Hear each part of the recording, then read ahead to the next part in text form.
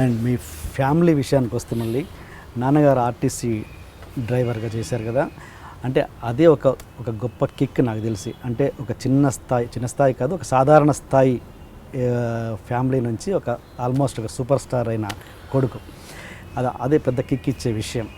అంటే ఇప్పుడు నాన్నగారు ఏంటి రిటైర్డ్ అయిపోయారు. ఓకే ఓకే, ఎలా ఉంది ఆయన కిక్ ఎలా ఉంది? ఆయన కిక్ మాటల్లో చెప్పలేను నేను.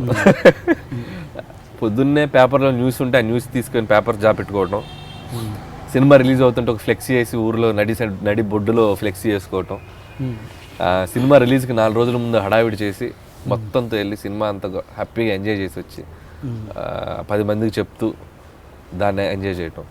సో ఎవ్రీ మినిట్ టీవీలో వచ్చేదాన్ని యూట్యూబ్ ఆన్ చేసుకుంటాడు ఇంట్లో. ఇప్పుడు ఏముంది, ఫోన్కి డైరెక్ట్గా టీవీ కనెక్ట్ చేసుకుంటాడు, యూట్యూబ్ పెట్టుకొని ఇదిగో మీరు చేసే ఇంటర్వ్యూ లేకపోతే ఇంకోరు చేసే ఇంటర్వ్యూస్ పెట్టుకొని చూస్తూ కూర్చుంటాడు. మా అబ్బాయి ఆ కిక్లో ఉన్నారు. అండ్ ఆ కిక్ వాళ్ళకి రావటం కూడా ఒక 10 ఏళ్ళు పట్టింది అది రావడానికి. 2005లో నేను ఇంజనీరింగ్ అయిపోయి 2004 ఇంజనీరింగ్ అయిపోయాక 2005కి నేను స్టార్ట్ అయింది నా ఫిల్మ్ కెరియర్. ఆల్మోస్ట్ 10 years నా ఫస్ట్ సినిమా రిలీజ్కి. మధ్యలో చాలా స్ట్రగుల్స్ ఫేస్ చేసాము, చాలా ఇబ్బందులు పడ్డాము. మోర్ దాన్ పేరెంట్స్ని బయటికి వెళ్తూ ఉంటారు, వాళ్ళు పెళ్ళిళ్ళకి వెళ్తుంటారు, ఫంక్షన్లకు వెళ్తుంటారు. ఈ ప్రాసెస్లో వాళ్ళు చాలా ఇన్సల్ట్స్ ఫీల్ అయ్యారు. అబ్బాయి ఏం చేస్తుంటాడంటే టక్కున ఏం చెప్తారు, అమెరికాలో ఉన్నాడు లేకపోతే జాబ్ చేస్తానంటే ధైర్యంగా చెప్పగలరు. సినిమాల్లో ఉన్నారు అనగానే అది ఒకసారి చెప్తారు, 2 సార్లు చెప్తారు. 3 ఏళ్ళు, 4 ఏళ్ళు, 5 ఏళ్ళు, 6 ఏళ్ళు, 7 ఏళ్ళు, 8 ఏళ్ళు, 9 ఏళ్ళు, 10 ఏళ్ళు వాళ్ళ లైఫ్లో ఒక 10 ఏళ్ళు బయట మా అబ్బాయి ఇది అని చెప్పుకోలేని ఒక చాలా ఇది చేశారు, ఫేస్ చేశారు. నేను ఎప్పుడు చెప్తుండేవాడిని, ఒక రోజు వస్తుంది, వెయిట్ చేయండి. నన్ను ఎంతో నమ్మారు. నా నమ్మకానికి వాళ్ళ ఓర్పు ఉంటారంటారు కదా, అది బాగా హెల్ప్ అయింది. సో ఇప్పుడు 2015 జనవరి 23 నా లైఫ్ మారిన రోజు, పటాస్ రిలీజ్ అయిన రోజు. అక్కడ నుంచి ఎవ్రీథింగ్ షట్, అన్నీ క్లోజ్ అయిపోయింది. మీకు బ్రదర్స్ సిస్టర్? నాకు అక్క ఉందండి, సిస్టర్. ఓకే, చెప్పారు చాలాసార్లు.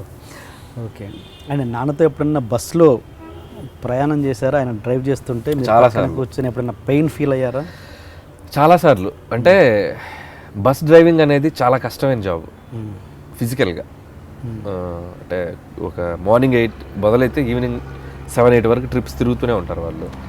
అందుట్లో మా నాన్నగారు తిరిగే రూట్ ఏంటంటే విలేజెస్ మీదకి వెళ్తూ ఉంటారు, రోడ్స్ ప్రాపర్గా ఉండవు. మనకి హైవే అనుకోండి, కొడితే మనకి జర్నీ తెలియదు, జప్న వెళ్ళిపోతాం. మా నాన్నగారు తిరిగే రోడ్డు విలేజెస్ మీద అవడంతో దాదాపు ఒక 10-15 నుంచి 20 సంవత్సరాలు ఆ రోడ్స్ మీద, గతుకుల రోడ్స్ మీద గేర్లు మారుస్తూ ఉండాలి, చేస్తూ ఉండాలి. అది చాలా టఫ్ జాబ్. అది వింటర్ ఓకే, మీకు ఎండాకాలం వస్తే మీకు ఆర్టీసీ బస్సు ఊహించుకోండి, అది ఇంజన్ పక్కన డ్రైవింగ్ సీట్ ఊహించుకోండి. అనిపిస్తుంది ఒక్కొక్కసారి మనకి లైఫ్ ఇవ్వడానికి వాళ్ళు పడే కష్టం ఎంత ఉంటుందో అనేది. అలాంటి గుర్తుంది కాబట్టే నేను ఇంకా ఆ పెయిన్ నాకు తెలుసు కాబట్టి ఒళ్ళు దగ్గర పెట్టుకొని పనిచేస్తున్నానేమో అని నా ఫీలింగ్. మా నాన్నగారి కష్టం నేను చూశాను కాబట్టి, ఆ కష్టం విలువ తెలుసు కాబట్టే ఒళ్ళు దగ్గర పెట్టుకొని పనిచేయాలి. ఎటువంటి యావిగేషన్స్, మీరు అన్నట్టు గాసిప్స్ మనకి this is the what I'm trying to say. నేను చెప్పాలనుకున్న బ్యాక్గ్రౌండ్ ఎగ్జాంపుల్ ఇది. సో ఆ కష్టం విలువ తెలుసు నాకు. సో వేషాలు ఇస్తే ఇక్కడ మనం ఎక్కువ కాలం ముందుకెళ్ళాలి. ఎప్పుడైనా ఇన్సిడెంట్ గుర్తుందా, మీరు బస్సులో డ్రైవ్ చేస్తున్నప్పుడు ఆయన డ్రైవ్ చేస్తుంటే ఆ పెయిన్ ఫీల్ అయిన సందర్భం? ఆయన బస్సులో ఎలా ఉంటాడంటే, ఆయన ఒక హీరో ఆయన బస్సుకి. సో ఆ కష్టం మనకు తెలియనివాడు. సేమ్ ఇప్పుడు మీరు అన్నారు కదా, నేను నవ్వుతూ మాట్లాడుతుంటానండి. మా నాన్న ఇంకా అంతకంటే జోవియల్గా ఉంటుంటాడు. జోవియల్గా ప్లస్ మా నాన్న బస్ డ్రైవర్గా ఉంటే హిట్లర్.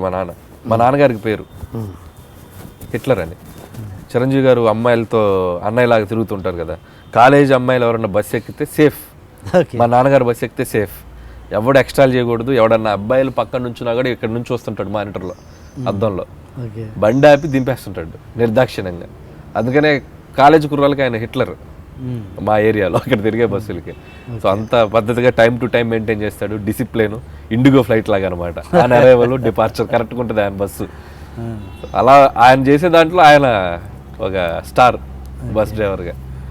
ఓకే, అలాంటి ఫాదర్కి ఓకే మీ సక్సెస్ ఎంజాయ్ చేస్తున్నారు అంతవరకు ఓకే. సుఖం పరంగా, కంఫర్ట్ పరంగా ఆయనకి ఎలాంటి క్రియేట్ చేస్తున్నారు మీరు?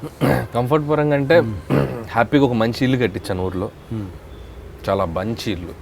ఓకే, ఒక 2 floors వేసాము.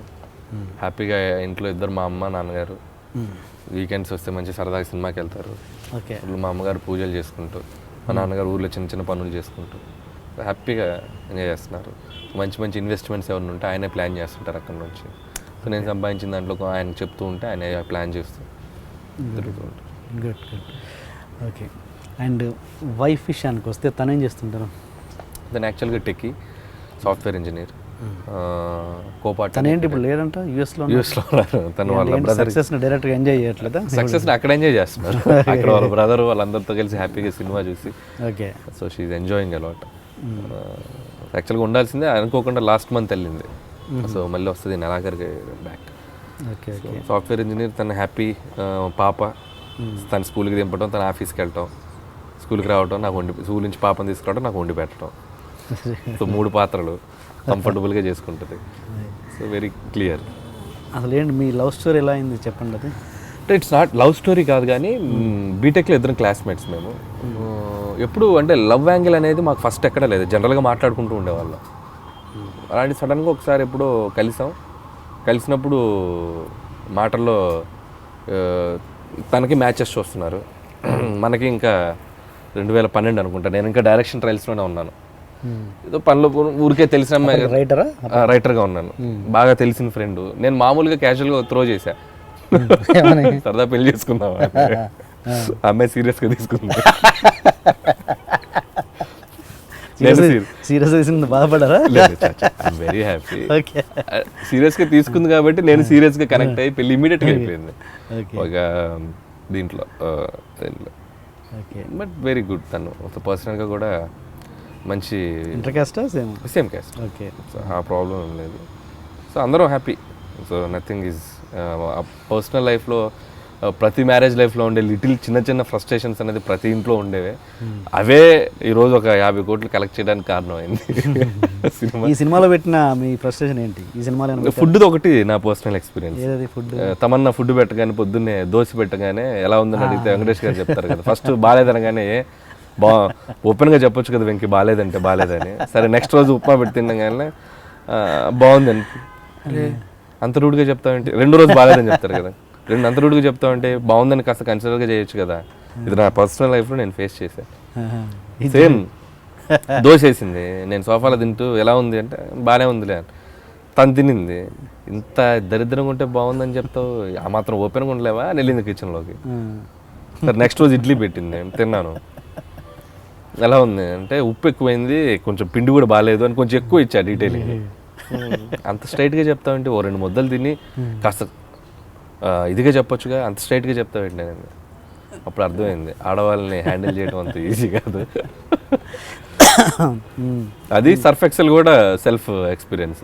సర్ఫ్ ఎక్సెల్ అంటే ఆడవాళ్ళు ఒక గొడవలో కనెక్ట్ అయితే ప్రతి గొడవకి అది తెచ్చేస్తారు. మీరు గమనించండి, ముఖ్యంగా భార్యలు. మనం ఏదో గొడవ మొదలైతే ఆ పలానా గొడవ ఒకటి వాళ్ళ రిజిస్టర్ అయి ఉంటుంది, ఆ గొడవ వచ్చేస్తుంది దీంట్లోకి. సో అలా కొన్ని ఉంటాయి. అంటే నాకు ఒకటి కాదు 2-3 సర్ఫ్ ఎక్సెల్స్ ఉంటాయి అట్లాంటి ఇన్సిడెంట్. ఆ రోజు నా బర్త్డే రోజు నువ్వు అక్కడికి వచ్చేస్తుంది టాపిక్. సో అట్లా అంతకు మించి ఏంటి చిన్న చిన్న ఫన్తో కూడిన ఫ్రస్ట్రేషనే తప్ప ప్రాబ్లమాటిక్ ఫ్రస్ట్రేషన్ లేదు. మొత్తానికి చాలా హ్యాపీ ఫ్యామిలీ మీది. వెరీ. ఓకే. అండ్ మళ్ళీ సినిమా విషయానికి వస్తే సాయి కార్తీక్ని, ఇది రెగ్యులర్ క్వశ్చన్ మీకు, సాయి కార్తీక్ని ఎందుకు పెట్టుకోలేదు అన్నది, బట్ అది కాదు క్వశ్చన్. సాయి కార్తీక్ పెద్ద కాంపౌండ్లలో ఎందుకు పడలేకపోతున్నాడు అన్నది మీ ఎక్స్పీరియన్స్ ప్రకారం, మీ ఫ్రెండ్షిప్ ప్రకారం చెప్పండి. నాకు అది కన్ఫ్యూజన్గానే ఉంది ఇప్పుడు కూడా. బేసిక్గా తన సౌండింగ్ బాగుంటుంది, బ్యాక్గ్రౌండ్ మ్యూజిక్ చాలా బాగా కొడతాడు. ఎక్కడో ఒక పెద్ద హీరో సినిమా ఒకటన్నా పడాలి. ఫర్ ఎగ్జాంపుల్ మణిశర్మ గారికి పడిందిగా రాజా ది గ్రేట్.